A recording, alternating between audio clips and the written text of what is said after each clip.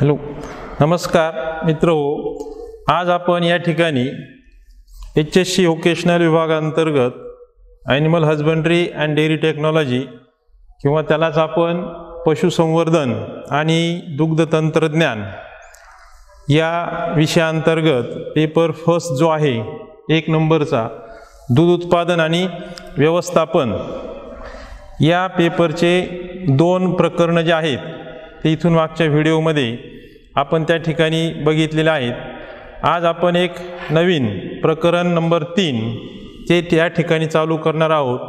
त्याच्यामध्ये दुधाळ जनावरांचे वेगवेगळ्या प्रकारचे आजार, अतिशय महत्त्वाचा किंवा आपण म्हणतो दुग्ध व्यवसाय आणि पशुपालन, जे कोणी शेतकरी असेल, विद्यार्थी असेल, ते या व्यवसायात असतील त्याच्यासाठी मी अगोदर पण सांगितलं की पशुपालन जे 4 खांबावरती किंवा पिलर्सवरती आपण म्हणतो अवलंबून असतं। त्याच्यामध्ये प्रजनन, त्याचा आहार, नंतर निवारा आणि चौथा जो पिलर आहे तो आहे आजार। तर या 4 बाबींकडे जर आपण म्हणजे प्रयत्नपूर्वक आणि गांभीर्याने जर लक्ष दिलं आणि त्या ठिकाणी आपण अतिशय शास्त्रीय दृष्टिकोन जर ठेवला तर पशुपालन आणि दुग्ध व्यवसाय त्या ठिकाणी निश्चितच आपल्याला यशस्वी करता येईल। तर सर्वात महत्त्वाचं आपण रोग किंवा आजार किंवा आपण एखाद्या वेळेस म्हणतो ते जनावर तंदुरुस्त आहे किंवा ते आजारी नाही किंवा आपण म्हणतो निरोगी आहे, तर ते सुरुवातीला आपल्याला त्या ठिकाणी ओळखता आलं पाहिजे आणि जनावर आजारी पडणार नाही या संदर्भात आपण योग्य ती खबरदारी किंवा काळजी त्या ठिकाणी घेतली पाहिजे। त्यासाठी मग गोठ्याची व्यवस्था असेल, त्या सभोवतालचा परिसर असेल, वेगळ्या वेळी करण्यात येणारं लसीकरण असेल, अशी जर प्रतिबंधात्मक उपाययोजना जर आपण केली आणि एवढं करूनही किंवा खबरदारी घेऊनही जनावर आजारीत पडत नाही असं नाही, तर आजारी पडतं किंवा आपण म्हणतो आजारी एखाद्या वेळेस जनावर पडतं किंवा त्याला कुठल्या तरी आजाराचा आपण म्हणतो संसर्ग होतो, त्याच्यामध्ये अनेक कारणं आहेत। पहिलं कारण सांगता येईल की आपल्याला काही अनुवंशिक कारणं असतात, म्हणजे आपण ज्या याच्यापासनं किंवा जिथून आपलं तिची आई कोण असेल किंवा अनुवंशिक काय असे आजार असतात की ते पिढ्यानपिढ्या एका पिढीतून दुसऱ्या पिढीमध्ये संक्रमित होत असतात। दुसरं कारण आहे सर्वात महत्त्वाचं, काही बाहेरील वातावरणामध्ये बदल झाला तर त्याचासुद्धा परिणाम जनावरांच्या आरोग्यावरती हा होत असतो। तिसरं कारण आपल्याला प्रामुख्याने सांगता येईल की व्यवस्थापकीय कारण, आपण त्या गोठ्यावरती असेल, चाऱ्याच्या बाबतीत असेल, सगळ्या बाबतीचे व्यवस्थापन कशा पद्धतीने करतो, तर या सगळ्या बाबींमुळं किंवा ही कारणं जी आहेत तर त्या अनेक कारणामुळं जनावराला विविध आजारांना सामोरं जावं लागतं। मग हे जे आजार असतात, वेगळ्या प्रकारचे जनावरांना होणारे आजार, ते काही जीवाणूजन्य असतात, काही आपण म्हणतो विषाणूजन्य असतात, काही जे आजार असतात ते बुरशीमुळे होणारे असतात। तर या प्रकरणात आपण विविध जनावरांना होणारे आजार त्याबद्दल थोडक्यात माहिती घेणार आहोत। तर त्यामध्ये सर्वात महत्त्वाचं आपल्याला सुरुवातीला बघायचं आहे की रोगाचं वर्गीकरण कशा पद्धतीने केलं जातं। जनावरांमध्ये जे रोग आढळतात त्याचे प्रामुख्याने मुख्य 2 त्याचे प्रकार आहेत। आपल्याला एक म्हणता येईल प्रसारानुसार, रोगाच्या प्रसारानुसार त्याचे 2 प्रकार पडतात। एक आपण म्हणतो संसर्गजन्य आणि दुसरा म्हणतो असंसर्गजन्य। संसर्गजन्य आजार अशा प्रकारचे असतात की ते एका जनावरावर झाले की दुसऱ्या जनावराकडे आपण म्हणतो ट्रान्समिट होतात, त्याचा प्रसार त्या ठिकाणी होत असतो। यात प्रामुख्याने विषाणूजन्य आणि जीवाणूजन्य होणारे किंवा आपण म्हणतो स्पर्श असेल, पाणी असेल, या स्पर्श किंवा पाण्याच्या माध्यमातून होणारे आजार असतील, तर यामध्ये प्रामुख्याने लाळ्या खुरकत म्हणतो किंवा आपण त्यालाच इंग्लिशमध्ये फूट अँड माउथ डिसीज असं म्हणतात, नंतर क्षयरोग असेल किंवा स्तनदाह किंवा त्यालाच मस्टायटिस असं म्हणतात इंग्लिशमध्ये, किंवा त्याला आपण मराठीमध्ये जर बघितलं असेल तुम्ही दगडी कास, म्हणजे त्या जनावराची कास जी असेल ती एकदम कडक होते, सडं पण कडक होतात, ते स्तनदाह प्रकारचा असा आजार असेल तर त्याचा समावेश प्रामुख्याने आपण संसर्गजन्य आजारामध्ये करतो। दुसरा जो प्रकार आहे तो असंसर्गजन्य।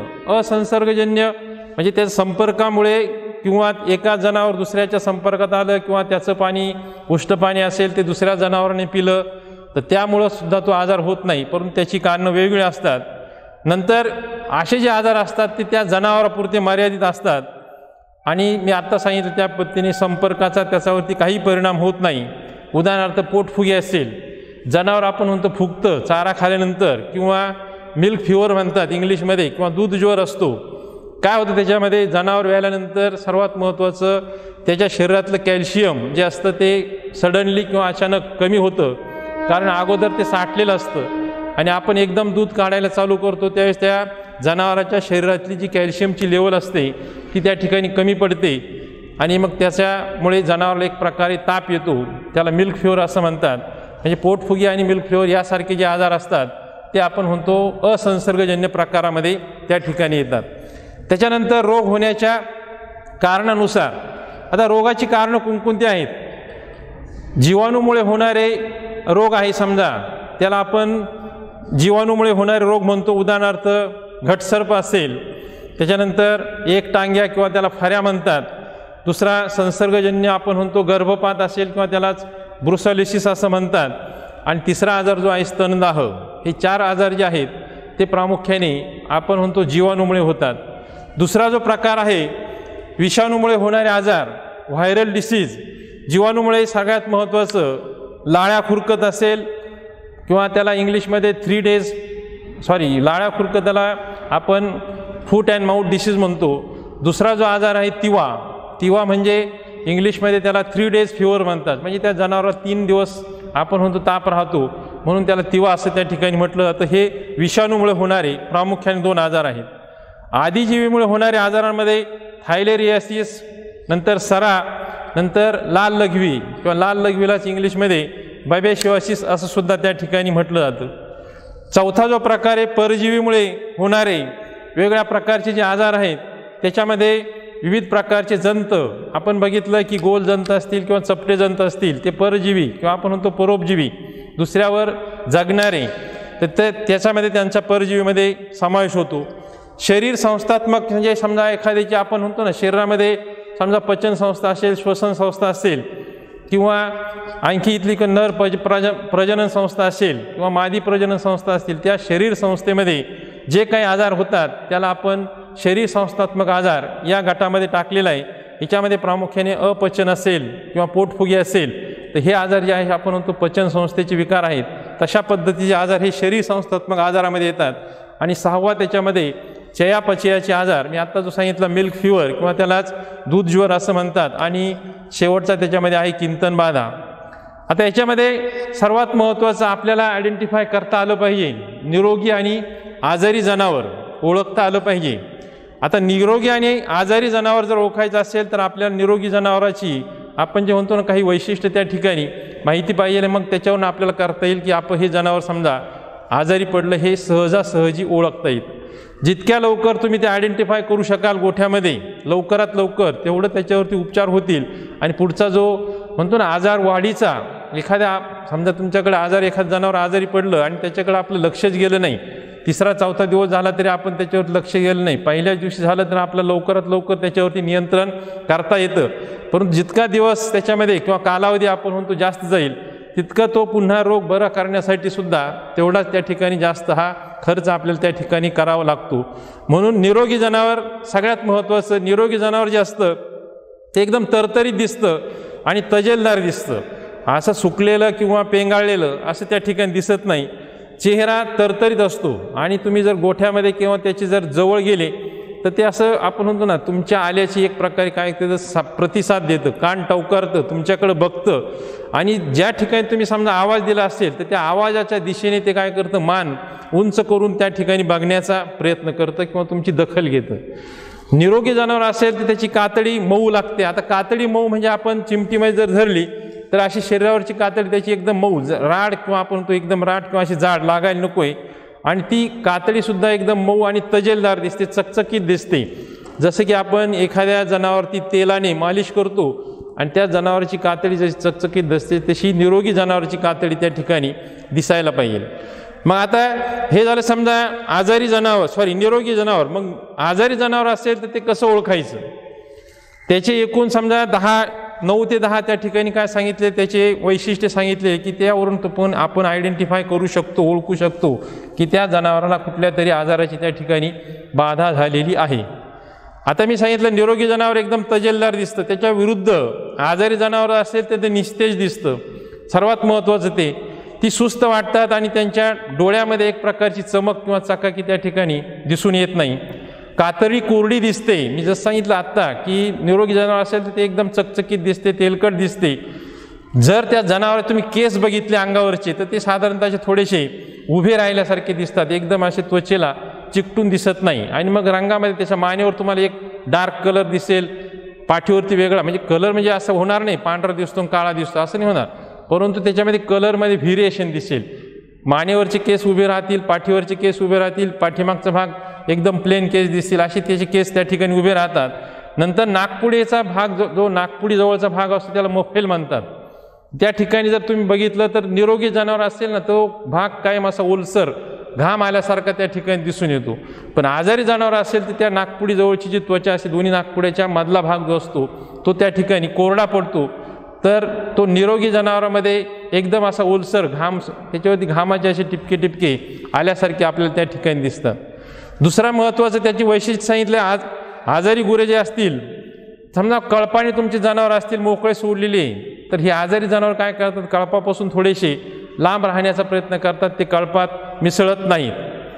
तिसरं सांगितलं वैशिष्ट्य, असे आजारी जनावर असतील तर त्याच्यावर सर्वात महत्त्वाचं पहिला जर त्याच्यामध्ये काय होत असेल ती चारा कमी खातात किंवा खाणं पूर्णपणे बंद करतात. आजाराची तीव्रता कशी आहे त्यावरनं खालेला आपण म्हणतो पचण्यासाठी जी रवंत करण्याची क्रिया असते बसल्यानंतर, ती रवंत करण्याची क्रिया बंद करतात, पाणी कमी पितात. आणि एक तर दोन्ही होतं, पाण्यामध्ये काय होतं, एक तर खूप पाणी पितात किंवा पाणी पितच नाही, अशा पद्धतीचं सुद्धा त्या ठिकाणी वैशिष्ट्य दिसून येतं. त्याच्यामध्ये आजारी जनावरांमध्ये जर बघितलं लघवीचं प्रमाण ते अतिशय कमी होतं. आणि लघवीचा तुम्ही रंग जर बघितला नॉर्मल निरोगी जनावराचा तर याच्यामध्ये लघवीचा रंगसुद्धा त्या ठिकाणी बदलतो, एक तर डार्क होतो किंवा आपण म्हणतो तीव्र होतो. शेणामध्ये जर बघितलं शेणाचं प्रमाण कमी जास्त होतं, शेणाचा घट्टपणा किंवा पातळपणा त्या ठिकाणी वाढतो, दोन्हीपैकी एक होतं. शेणाचा रंगसुद्धा बदलतो आणि त्याला विशिष्ट असा घाणेरडा आपण म्हणतो त्या ठिकाणी वास येतो. नंतर अशी जनावर जी असतात ती जोरजोरात त्यांचं श्वसन म्हणतो ना आपण जोरात होतं, त्याच्यामुळे ती धापा टाकल्यासारखी वाटतात. आणि जर ती हंबरायला लागली किंवा ओरडायला लागली तर त्यांच्या हंबरण्याचा आवाजसुद्धा त्या ठिकाणी बदललेला असतो. अशी जनावर जर दूध देत असतील तर एक तर काय होत नाही, त्यांच्या खाण्यात जास्त खाद्य किंवा आपण म्हणतो चारा येत नाही आणि एक प्रकारे ते दूध सहजासहजी काढून देत नाही. म्हणजे ते जो नेहमीचा जरी उत्पादक असला आणि जरी दूध उत्पादन किंवा काढू दिलं तर त्याच्यापासून दररोजचं जे दूध मिळतं तेवढं अपेक्षित दूध आपल्याला त्या ठिकाणी मिळत नाही. दुसरं काही जर समजा त्याला प्रजनन संस्थेचे आजार झालेले असतील आणि ती समजा शक्यतो गाय असेल किंवा म्हैस असेल तर गुराच्या योनी मार्गाच्या आजारातून काय होतं, मग योनी मार्गातून पू येतो, हिरवट पिवळा स्राव वाहतो आणि त्यालासुद्धा घाणेरडा असा त्या ठिकाणी वास येतो. आजारी जनावर जे असतात ती गुरे किंवा आपण थरथरतात, अशी शांत उभी राहत नाही. आणि त्याचं सर्वात महत्त्वाचं त्यांचं जर तुम्ही शरीराचं तापमान बघितलं, त्यांचे नाडीचे ठोके बघितले, श्वसनाचा वेग बघितला, काही पोटाच्या हालचाली त्यासुद्धा सामान्य राहत नाही, त्याच्यामध्ये सुद्धा मोठ्या प्रमाणात या सगळ्या बाबीमध्ये त्या ठिकाणी फरक पडतो.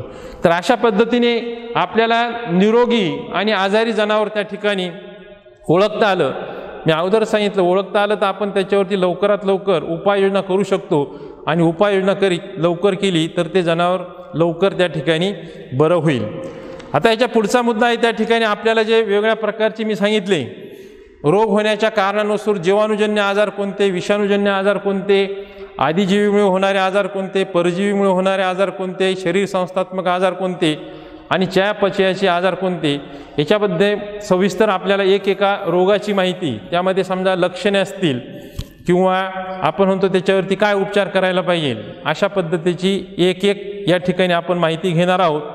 सर्वात पहिला आपण या ठिकाणी आज घेणार आहोत जीवाणूजन्य आजार किंवा आपण ज्याला इंग्लिशमध्ये बॅक्टेरियल डिसीज असं म्हणतो. जे रोग जीवाणूमुळे होतात त्यांना जीवाणूजन्य आजार म्हणतात आणि अशा जीवाणूंना रोगकारक जीवाणू असं म्हणतात. जनावरांना सहसा होणारे प्रमुख जे जीवाणूजन्य आजार आहेत त्याच्यामध्ये प्रामुख्याने घटसर्प, किंवा त्यालाच हिमोरेजिक सेप्टिसेमिया असं म्हणतात किंवा HS म्हणतात थोडक्यात, एक टांग्या किंवा फऱ्या किंवा त्यालाच ब्लॅक क्वार्टर असं म्हणतात. तिसरा जो आहे स्पर्शजन्य गर्भपात किंवा त्याला ब्रुसेलोसिस असं म्हणतात. आणि चौथा जीवाणूजन्य आणि अतिशय महत्त्वाचा असा आजार स्तनदाह किंवा त्याला आपण मस्टायटिस असं म्हणतो. त्यापैकी पहिला जो आजार आहे घटसर्प किंवा त्याला हिमोरेजिक सेप्टिसेमिया असं म्हणतात.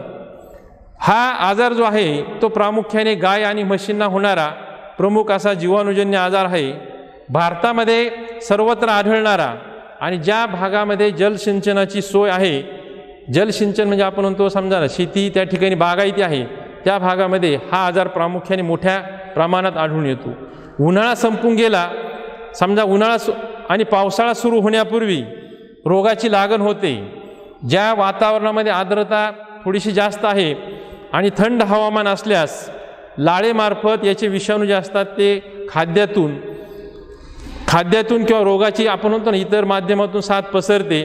तसेच हा मार्ग जो आहे किंवा हा जो आजार आहे तो श्वसन मार्गे त्या जनावराच्या शरीरामध्ये ते जीवाणू जे असतात त्या आजाराचे ते त्या ठिकाणी प्रवेश करत असतात. मग याच्यामध्ये लक्षणं काय होतात? सर्वात महत्त्वाचं शारीरिक तापमान भरपूर म्हणजे जवळजवळ जे नॉर्मल असतं त्यापेक्षा 106 ते 107 अंश फॅरनहाईटपर्यंत तापमानामध्ये वाढ होते. त्या जनावराचे नाडीचे आणि हृदयाचे ठोके जर बघितले तर आपण त्यांचासुद्धा दर त्या ठिकाणी वाढतो. तोंडामधून खूप मोठ्या प्रमाणात लाळ गळते आणि डोळ्यातून सुद्धा पाणी त्या ठिकाणी ठिपकतं.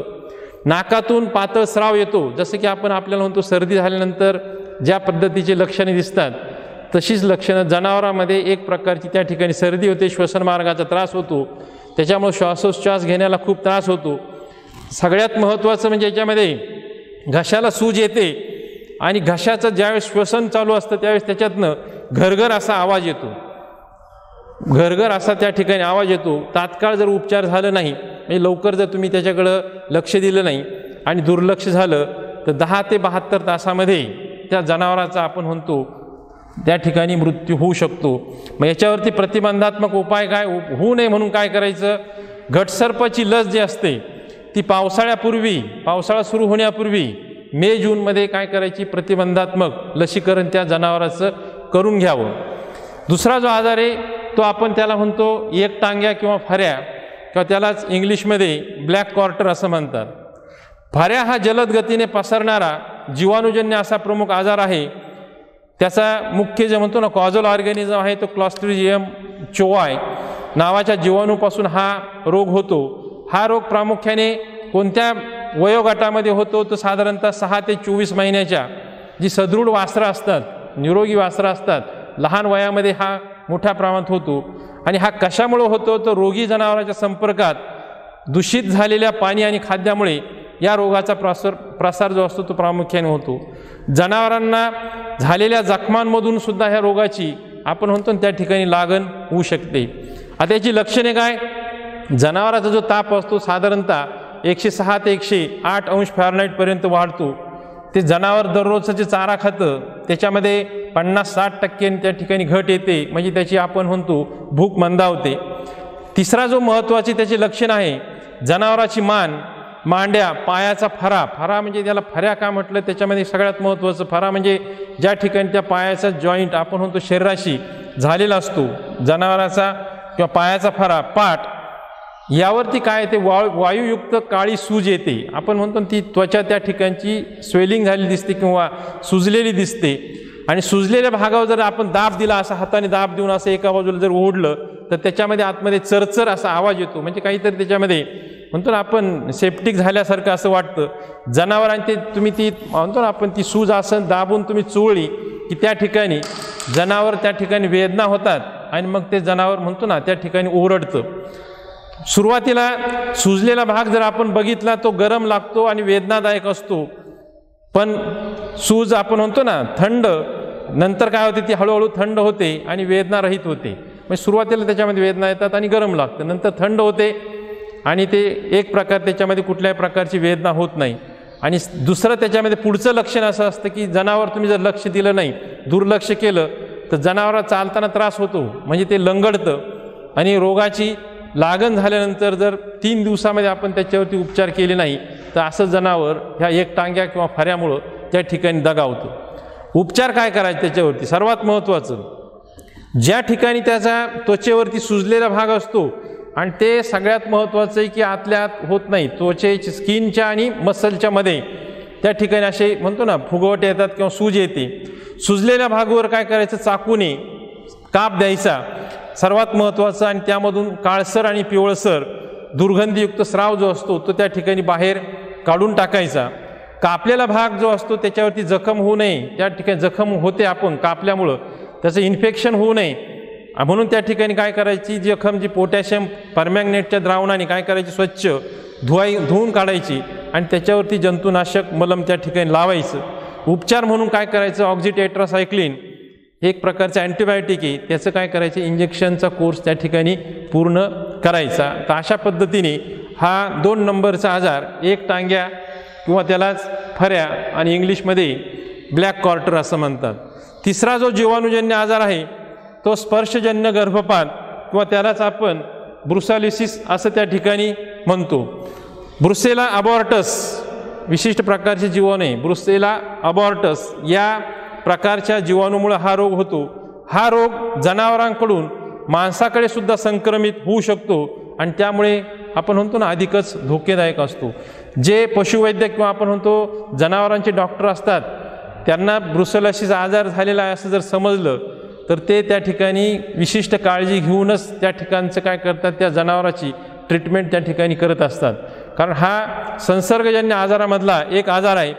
योनी मार्गातील स्रावाचा प्रादुर्भाव कुठं होतो? खाद्य आणि पाण्याला झाला की एका जनावरापासून दुसऱ्या जनावराला त्याचा त्या ठिकाणी प्रसार होतो. आणि सर्वात महत्त्वाचं हा जो आजार आहे ब्रुसेलोसिस, हा आजार प्रामुख्याने गाभण जनावरांना होतो. जी भाकड जनावरं आहेत की जी गाभण नाही फक्त दूध देतात त्यांना त्या प्रकारचा किंवा या प्रकारचा आजार होत नाही. याची लक्षणं काय असतात? सुरुवातीला योनी मार्गातून अपारदर्शक स्राव असा त्या ठिकाणी निघतो. नंतर गर्भधारणेनंतर 7 ते 9 महिन्यादरम्यान त्याचा गर्भपात होतो. म्हणजे आपण जे म्हणतो ना गाईचा गाभण काळ समजा 9 महिन्याचा आहे आणि म्हशीमध्ये 10 महिन्याचा आहे, तर शेवटच्या 2 महिन्याचा जो कालावधी असतो त्याच्यामध्ये इन्फेक्शन झाल्यामुळे त्या ठिकाणी गर्भपात होतो. आणि सर्वात महत्त्वाचं गर्भ किंवा आपण म्हणतो ते जनावर व्याल्यानंतर जे 3 ते 4 तासामध्ये त्याचा वार किंवा आपण त्याला प्लॅसेंटा म्हणतो तो पडायला पाहिजे. गर्भाशयावरचे वरील आवरण ते वार त्या ठिकाणी अडकतो गर्भाशयामध्येच आणि त्याचा परिणाम असा होतो की नेक्स्ट टाईम पुढच्या वेळेस ज्यावेळेस ते जनावर माझावर येईल, माझावर आल्यानंतर आपण ज्यावेळेस त्याच्यामध्ये कृत्रिम किंवा नैसर्गिक रेतन करतो, जंतूंचा संसर्ग असल्यामुळं गर्भधारणा होण्याचं प्रमाण त्या जनावरांमध्ये अतिशय कमी होतं. याच्यावरती उपचार काय? या आजाराला विशेष परिणामकारक उपचार नाहीत सर्वात महत्त्वाचं, म्हणून त्याच्यावरती प्रतिबंधात्मक म्हणजे प्रिव्हेंटिव्ह मेजर करणं सर्वात महत्त्वाचं असतं. आता प्रतिबंधात्मक उपायामध्ये काय करायचं? प्रजनन योग्य सर्व कालवडी आणि गायींना काय करायचे? नियमित त्यांची रक्त तपासणी करायची. रक्तातून सुद्धा हा आजार होईल किंवा होणार आहे याची थोडीशी लक्षणं दिसतात. आणि कळपामध्ये जर एखादी गाय आपल्याला रोगग्रस्त आढळली, बरोबर, समजा 100 गायांचा कळप येईल त्याच्यामध्ये ब्लड आपण चेक केलं, त्याच्यामध्ये एखादी गाय आपल्याला काय केली समजा त्याच्यामध्ये पॉझिटिव्ह समजा त्याची टेस्ट आली ब्रुसेलोसिस, तर सर्व कळपाची काय करायची? पुन्हा रक्ताची तपासणी करून घ्यायची. रोगट जनावर जे असतात डिटेक्ट झाले समजा ब्लडच्या टेस्टमधून की विशिष्ट क्रमांकाच्या आपण म्हणतो जनावराला समजा ब्रुसेलोसिस आजार झालेला आहे, तर असं जनावर जे असतं ते कळपातून काढून टाकायचं. आणि सर्वात महत्त्वाचं रोगग्रस्त भाग जो असतो ज्या ठिकाणी आपण म्हणतो रोग होतो त्या भागामध्ये जनावरांसाठी लसीकरण कार्यक्रम योग्य पद्धतीने त्या ठिकाणी काय करायचा? राबवायचा आणि त्याची योग्य पद्धतीने अंमलबजावणी करायची. तर अशा पद्धतीने हा 3 नंबरचा महत्त्वाचा आजार होता स्पर्शजन्य गर्भपात. शेवटचा या ठिकाणी स्तनदाह किंवा त्यालाच आपण मास्टायटिस असं म्हणतो. मास्टायटिसलाच दुसरा शब्द स्तनदाह मी सांगितलं, मराठी शब्द किंवा दगडी कास असंही त्या ठिकाणी म्हटलं जातं. हा एक अत्यंत घातक आणि गुंतागुंतीचा रोग आहे. या रोगामध्ये काय होतं? दुग्धग्रंथींचा दाह होतो. दाह म्हणजे ते दुखतात. मग दुग्धग्रंथी म्हणजे कास असेल, सडे असेल आणि आतली जी म्हणतो आपण मिल्क सिक्रिशन करणाऱ्या ज्या वेगवेगळ्या त्या ठिकाणी असणाऱ्या सेल्स असतील किंवा संस्था असतील किंवा पेशी असतील त्याचं एक प्रकार इन्फेक्शन होतं. हा रोग जीवाणू, बुरशी आणि क्वचित प्रसंगी आपण म्हणतो विषाणूमुळे सुद्धा होतो. सगळ्यात महत्त्वाचं याच्यामध्ये जबाबदार जो असतो तो कोण असतो माहिती आहे? आपण जो मिल्कर म्हणतो, दूध काढणारा, आपणच त्या रोगाचा एका जनावराकडून दुसऱ्या जनावराकडे प्रसार करत असतो. दूध काढणाऱ्या व्यक्तीच्या चुकीमुळे किंवा खालचा आपण म्हणतो ना गोठ्यातील पृष्ठभाग जो असतो तो काय पाहिजे, एकदम आपण म्हणतो ना प्लेन पाहिजे किंवा खडबडीत नसावा, खाचकळगे असले नसावा. त्या खडबडीत जमिनीमुळे काय होतं, काशेला किंवा सडाला त्या ठिकाणी जखम होते आणि त्यातून रोगाची त्या ठिकाणी जनावराला किंवा त्या दुग्धग्रंथींना त्याची रोगाची लागण होते.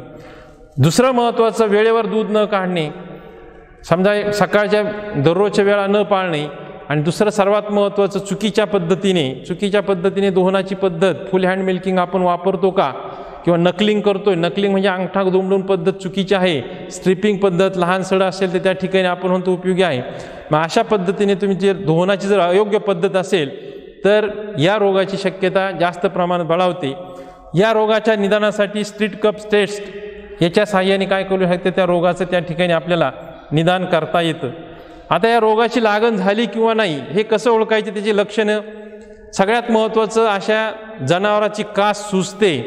तिला जर आपण म्हणतो ना हात लावला तर ती एकदम अशी गरम लागते आणि ती वेदनादायक होते. म्हणजे आपण त्या काशेला आपण ती जर जनावर दूध देत असेल आणि ती दुभत्या जनावरांनाच होतो मास्टायटिस, आपण म्हणतो भाकड जनावरांना होत नाही, कारण इन्फेक्शन झालेलं असतं. आणि दूध जीवाणूंच्या वाढीसाठी अतिशय आपण म्हणतो चांगलं असं माध्यम असतं, कारण त्यामध्ये सगळ्या प्रकारचे अन्नघटक त्यांना मिळतात.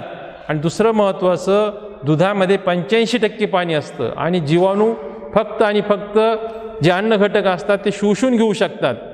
म्हणून त्याच्यामध्ये दूध हे असं माध्यम आहे. म्हणून एकदा की त्यांचा त्या दुग्धग्रंथीमध्ये प्रवेश झाला की त्याचं इन्फेक्शन होतं, मोठ्या प्रमाणात त्यांची संख्या वाढते, त्यांची वाढ होते. सर्वात महत्त्वाचं, या रोगानं आपण म्हणतो ना कास सुजते, गरम लागते आणि वेदनादायक होते.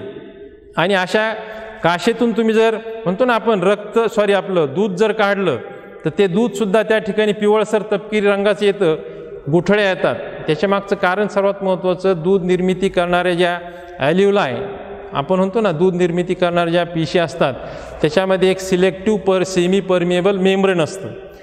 1 मिलीलिटर आपण म्हणतो 1 मिलीलिटर दुधाची निर्मिती होण्यासाठी त्या पिशीभोवती 500 ते 550 मिलीलिटर दुधाचं सर्क्युलेशन किंवा रक्तभिसरण होणं आवश्यक असतं. आणि त्याच्यामध्ये एक आवरण असतं, ते जर आवरणापर्यंत जर तुमचं इन्फेक्शन जर गेलं तर ते सिलेक्टिव्हिटी त्या आवरणामध्ये राहत नाही. रक्तातील घटक जसेचे तसे आपण म्हणतो दुधात येतात आणि मग आपण म्हणतो त्या दुधाचा रंगसुद्धा त्या ठिकाणी बदललेला दिसतो, कारण ते इन्फेक्शन सडातून त्या याच्यापर्यंत जातं, काशेत जातं, काशेतून त्या दूध वाहून नेणाऱ्या नलिका आणि तिथून पुढे वरती ॲल्व्युलाई ज्या शेल असतात दूध निर्मिती करणाऱ्या त्यांच्यापर्यंत ते इन्फेक्शन जातं आणि मग आपण म्हणतो रक्त मिश्रित त्या ठिकाणी दूध येणं त्या ठिकाणी चालू होतं. जनावराला मोठ्या प्रमाणात ताप येतो, त्याची भूक मंदावते. दुसरं महत्त्वाचं, रोगाची लागण झालेल्या दुग्धग्रंथी तुम्ही जर त्याच्याकडे लक्ष दिलं नाही, तुम्ही बघतो ना आपण मार्केटमध्ये जनावर घ्यायला गेलो किंवा कुणाच्या गोठ्यावर तुम्ही बघा, तीनच सडामधून दूध देतं आणि एक सड त्या ठिकाणी काय होतं, आपण म्हणतो मुक्क झालं म्हणजे दूध निर्मिती करणाऱ्या ग्रंथी ज्या असतात त्याच त्या ठिकाणी डेड होतात आणि मग त्या 4 पैकी 3च सड दूध देतात. काही गायांमध्ये आपण किंवा जनावरांना बघितलं 2च सडामधून दूध देतं. म्हणजे त्या ग्रंथी मास्टायटिसकडं केवळ दुर्लक्ष केल्यामुळं दुग्धग्रंथींचा त्या ठिकाणी नाश होतो. म्हणून आपण हा आजाराकडे फार म्हणतो गांभीर्याने त्या ठिकाणी लक्ष देणं गरजेचं असतं. आणि जंतूंचा संसर्ग ज्या ठिकाणी होतो, समजा आपण काशेमधून होतो, सडातून होतो, मग जास्त दूध देणारे जे जनावर असतात त्यांना शक्यतो काय केलं जातं, दोहनानंतर शक्यतो चारा पाणी टाकलं जातं की जेणेकरून जनावर उभं राहील. कारण सडाभोवती जे स्पिंक्टर नावाचं मसल्स असतात किंवा स्नायू असतात, ज्यावेळेस आपण त्या सडावर दाब देतो त्याच वेळेस सडाचं तोंड उघडतं आणि दाब काढून घेतला की सडाचं तोंड बंद होतं. परंतु दोहनानंतर काही काळ सूक्ष्म जीवाणूंना शिरकाव करण्यास सडाचं तोंड काय राहतं, काही वेळ उघडं राहतं आणि लगेच जनावर जर खाली बसलं दोहनानंतर तर इन्फेक्शन होण्याचं प्रमाण हे जास्त असतं. म्हणून सर्वात महत्त्वाचं आहे की आपल्याकडे प्रॅक्टिस केली जाते बघा, दोहन केलं की त्या जनावर काय करतात, चारा टाकून देतात की जेणेकरून ते जनावर खाली बसणार नाही आणि ते उभ्या चारा खाईल आणि त्यामुळे संसर्ग आपल्याला त्या ठिकाणी टाळता येतो. याच्यावरती उपचार काय, या रोगावर सर्वात महत्त्वाचं तातडीने लवकरात लवकर उपचार करणे गरजेचं असतं. कुठलं तरी अँटीबायोटिक्स त्या ठिकाणी द्यावं आणि सर्वात महत्त्वाचं सडाच्या तोंडातून प्रतिजैविक जे औषधं असतात ते त्या ठिकाणी सोडावं. प्रतिबंधात्मक उपाय काय म्हणजे तो आजार होऊ नये म्हणून काय करायला पाहिजे, दूध दोहनापूर्वी आणि नंतर सर्वात महत्त्वाचं दूध दोहनापूर्वी आणि नंतर कास, तसेच जो कुणी दूध काढत असेल ना त्या व्यक्तीने हात काय केले पाहिजे, जंतुनाशक द्रावणाने हात वेळोवेळी स्वच्छ करावे. एखाद्या गाईला समजा किंवा जनावराला मास्टायटिस झाला, त्याच्या लक्षात आलं नाही, त्याने दोहन केलं आणि हात न धुताच काय केलं दुसऱ्या जनावराचं त्यांनी काय केलं दोहन केलं, तर ते निरोगी असेल तर इकडचं इन्फेक्शन दुसऱ्या गाईला त्या ठिकाणी होऊ शकतं. म्हणजे प्रत्येक जनावर दोहन केल्यानंतर स्वतःचे हात त्या धुवणाऱ्याने त्या ठिकाणी काय करावे, स्वच्छ त्या ठिकाणी धुवून घ्यावेत आणि ठराविक कालावधीनंतर काय करायचं, त्या प्रत्येकाची दुधाची काय करायची, मास्टायटिससाठी टेस्ट करायची. दोहनासाठी सर्वात महत्त्वाचं मी सांगितलं, पूर्ण म्हणतो ना आपण दोहन पद्धतीचा त्या ठिकाणी अवलंब करावा, दोहनासाठी योग्य पद्धत वापरावी. तर सुरुवातीला काय होतं, मी अगोदर सांगितलं की या रोगामध्ये सर्वात महत्त्वाचं त्या आणि शेवटची स्टेज अशी असते की त्याच्यातून गुठळ्या यायला चालू होतं दुधामधनं. दुधामध्ये कुठलंही नाही असं एकसारखं कन्सिस्टन्सी पाहिजे, घट्टपणा एकसारखा पाहिजे. तुम्ही जर दूध गाळून घेतलं तर तुमच्या गाळणीमध्ये जर असं गुठळ्या त्या ठिकाणी आढळत असतील आणि त्यासाठी जनावराची काय केली पाहिजे, आपण वेळोवेळी त्या ठिकाणी तपासणी केली पाहिजे. तर अशा पद्धतीने आज आपण या ठिकाणी विषाणूजन्य एकूण 4 आजार कोणते त्या संदर्भात माहिती घेतलेली आहे. पुढच्या व्हिडिओमध्ये आपण विषाणूजो होणारे आजार किंवा आदिजीवामुळे होणारे आजार या संदर्भात नेक्स्ट किंवा व्हिडिओमध्ये आपण त्या ठिकाणी सविस्तर माहिती घेऊ. धन्यवाद.